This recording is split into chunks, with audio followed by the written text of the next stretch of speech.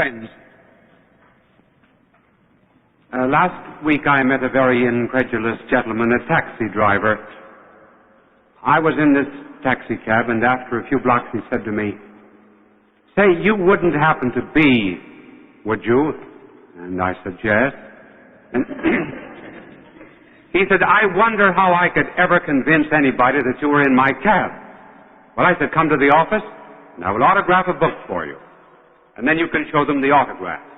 He said, "They won't believe that you autographed. They will think somebody else did." And he said, "I want to show them when you're on television. I never get to see you on television. I have to earn my living, and Tuesday night I'm out hacking." I said, "All right, here's $5. Next Tuesday night at 8 o'clock, you go into a bar. You give $1 to the bartender and ask him, give him that as a tip. And then the $4 is to pay for not driving your hack for a half hour. And then, when we come on television, you can tell everybody at the bar." But he said, "Suppose they don't believe me." Well, I said, "I tell you what I will do. Next Tuesday night I'll tell the story. Then they'll have to believe you. Now I've paid my debt."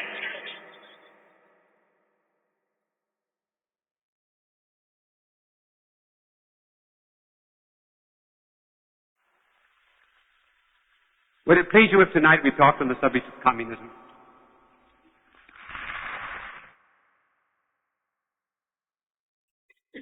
And the reason we're going to talk about it is because there's considerable confusion in our American life about communism. There's much emotional hate of communism and not very much thinking and reasoning about it for a long time.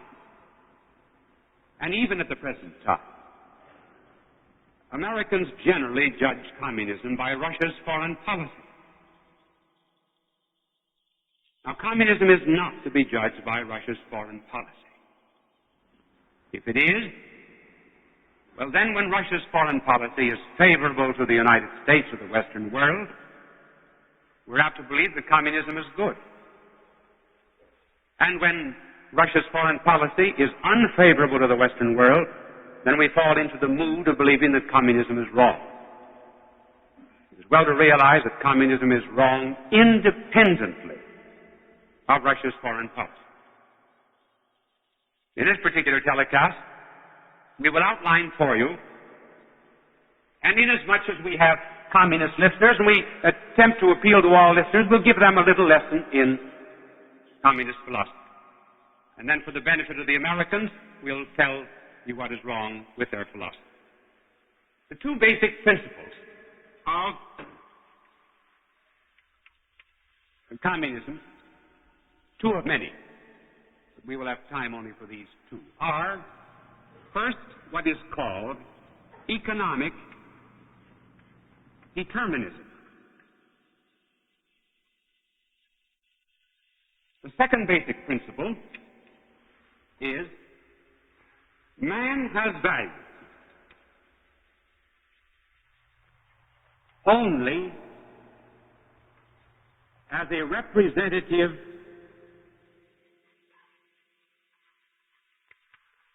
of an economic class.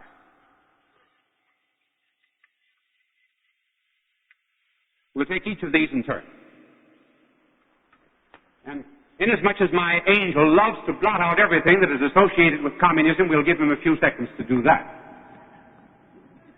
First, economic determinism. It sounds very, very learned. It means very simply, however, that culture, civilization, art, religion, philosophy, and morals are all determined by economic methods of production.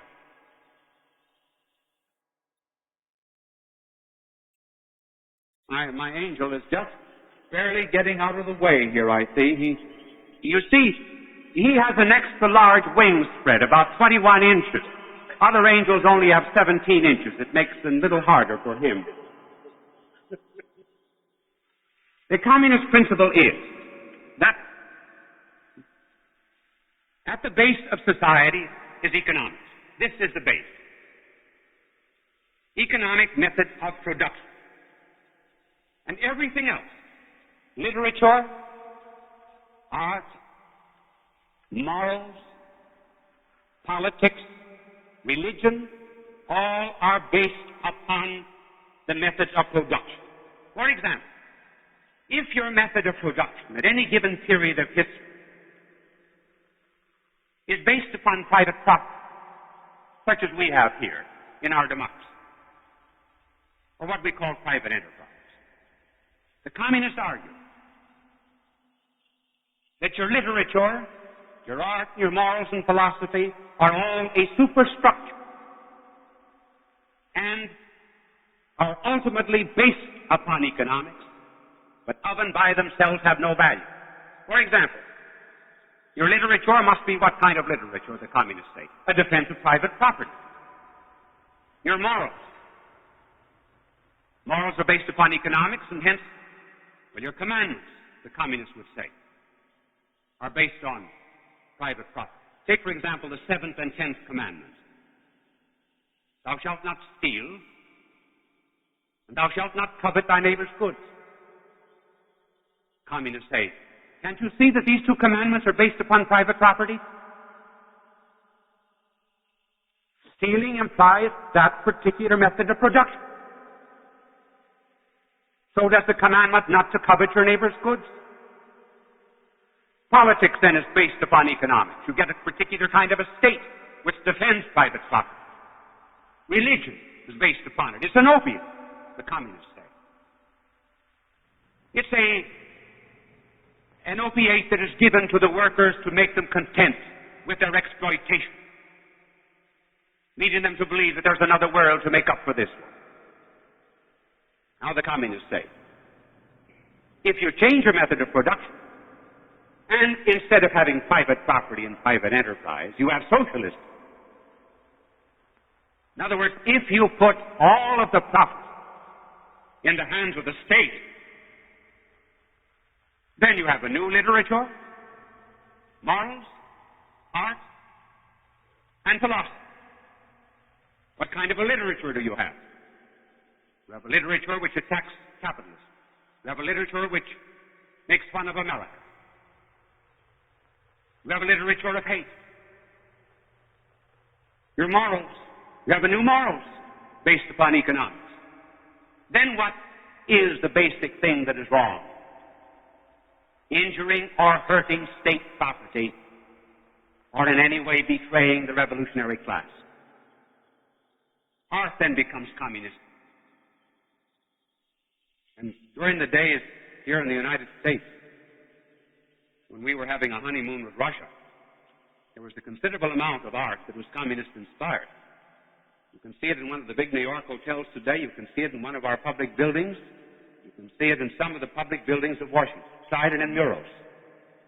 Art in which there are pictures of big, tremendous, muscular men with little heads pushing wheels.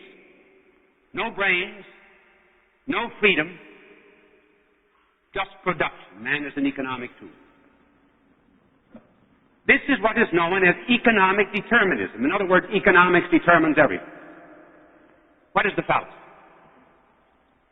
Well, the first fallacy with economic determinism is that Karl Marx, who studied philosophy and who should have known better, confused what is known as a condition and a cause. For example, a window is the condition of light. But a window is not the cause of light. We are willing to admit that economics, to some extent, does condition literature and art. But it certainly does not cause literature and art. The fallacy of Marx was to make condition equal determination, which was a logical fallacy. Not only is it logically wrong, it's historically wrong. If economics is the cause of culture, why is it that in the pre-Christian era, on the one hand, you had the great Hebrew civilization, and on the other hand, you had, for example, a civilization like the Babylonian, the Chaldean, and others. These civilizations were totally different in kind. They had different religions, different moral concepts, this being the highest moral concept that was known to man in the pre-Christian era. But their economic methods of production were identical. Therefore, economics does not cause the difference in cultures. Take, for example, the Christian era.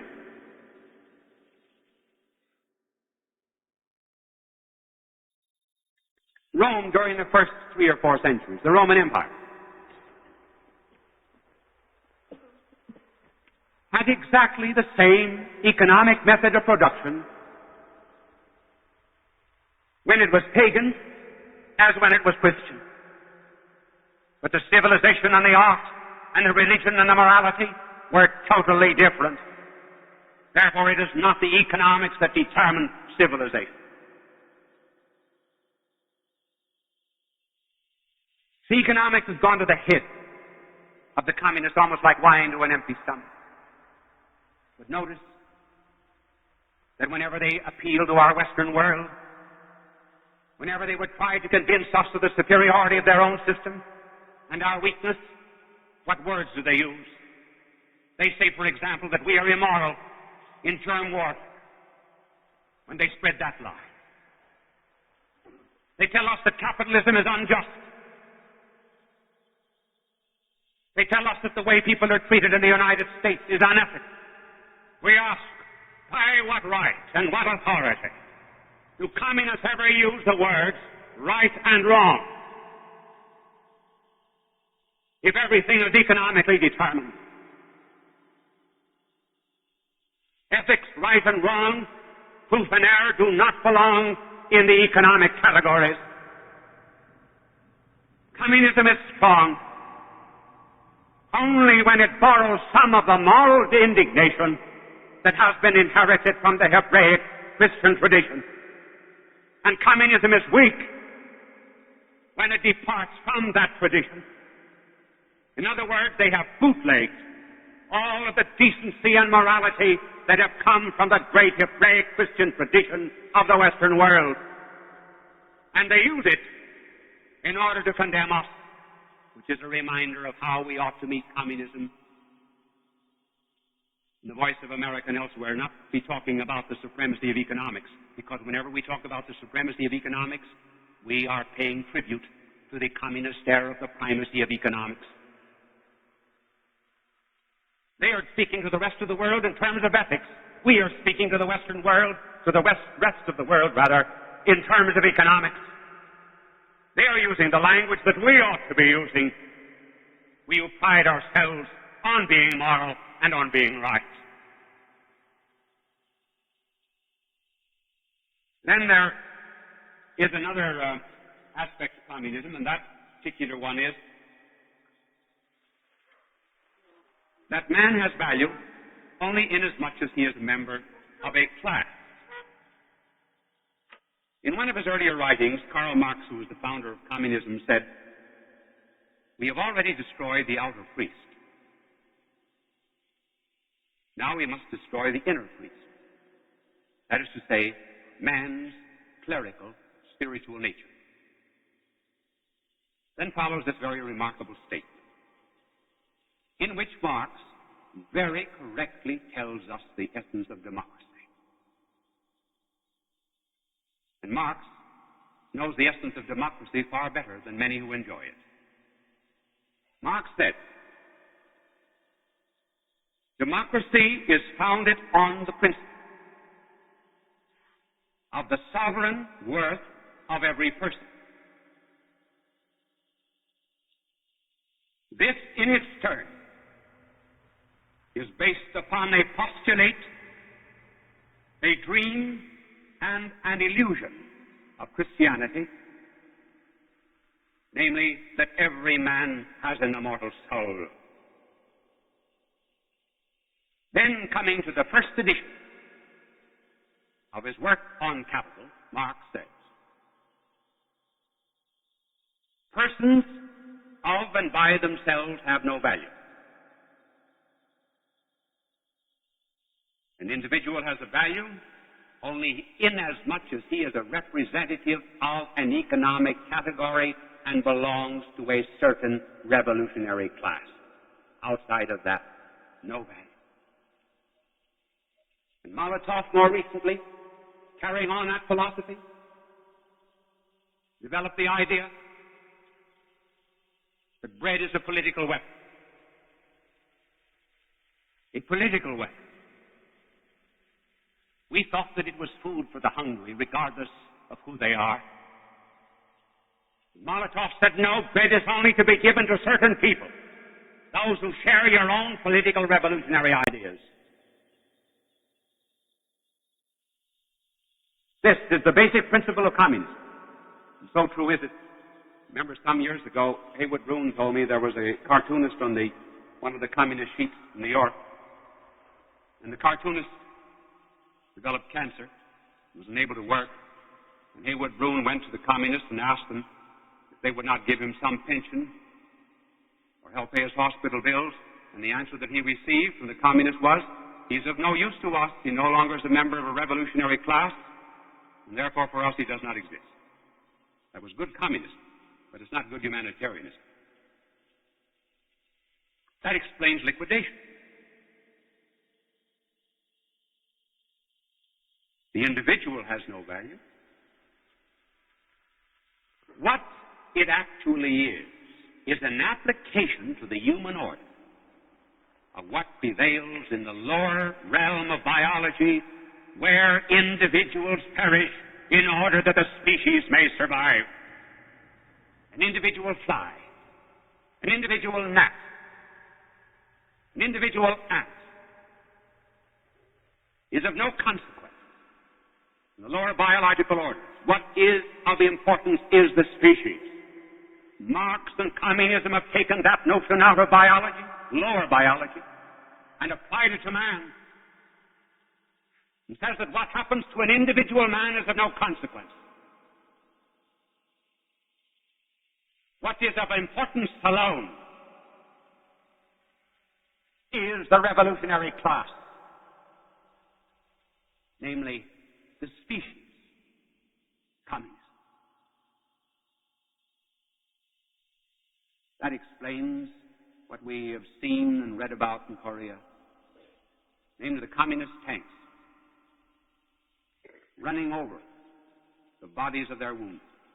No one would ever take them out of the path of any of their great machines, because they're of no worth.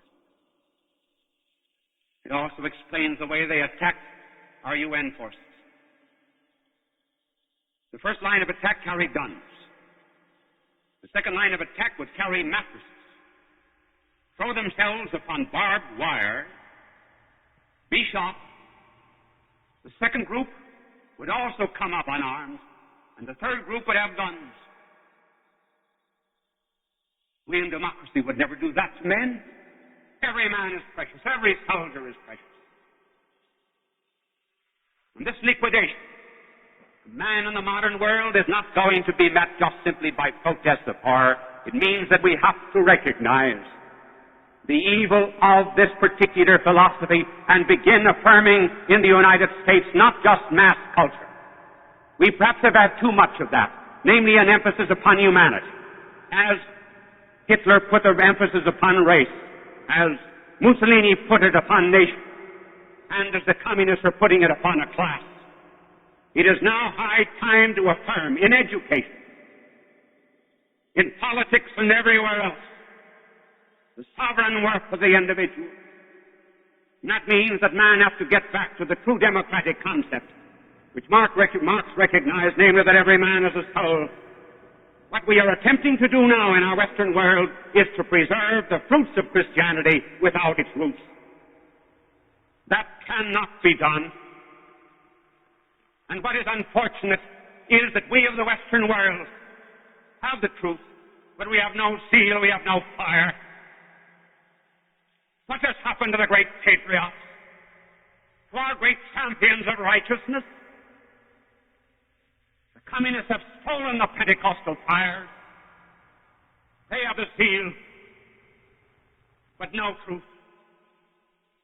And we with the truth must also have heat and passion and fire. The kind of fire that the Savior came to cast upon the earth. Communists are right in saying this world needs a revolution, but not their cheap kind, which merely transfers booty and loot out of one man's pocket into another. We need the kind of a revolution in the United States and in the rest of the world that will purge out of a man's heart pride and covetousness and lust and anger and envy and gluttony and sloth. In other words, the true battle against communism begins within the heart of every single American. It means the recovery of our own great tradition, of our belief in God, of an affirmation in politics and in economic life, and among our politicians, of the things that are right and true before God. Then we need not fear communism, for if God is with us, then who can be against us?